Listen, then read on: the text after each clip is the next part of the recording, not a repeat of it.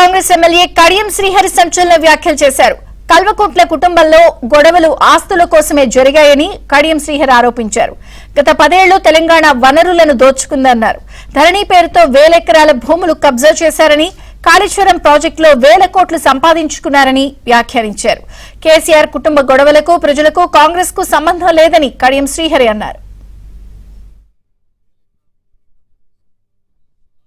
కల్వకుంట్ల కుటుంబంలో జరుగుతున్న గొడవ ఏదైతే ఉందో అది ఆస్తి పంపకాలకు సంబంధించినది మాత్రమే.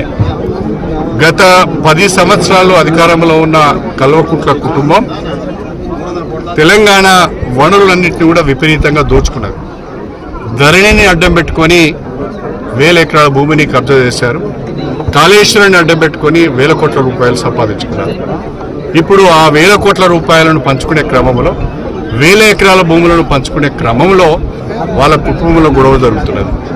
కల్వకుంట్ల కుటుంబం తెలంగాణ పైన పడి దోచుకున్నది. అందుకనే ప్రజలు వాళ్ళను పక్కన పెట్టారు. ఇప్పుడు కల్వకుంట్ల కుటుంబంలో జరుగుతున్న పంచాయతీతోని ప్రజలకు సంబంధం లేదు, తెలంగాణకు సంబంధం లేదు, కాంగ్రెస్ ప్రభుత్వానికి కాంగ్రెస్ పార్టీకి కూడా సంబంధం లేదు. అది వాళ్ళ కుటుంబ పంచాయతీ, ఆస్తుల గొడవ మాత్రమే. దీన్ని ప్రజలు గమనించాలని చెప్పి నేను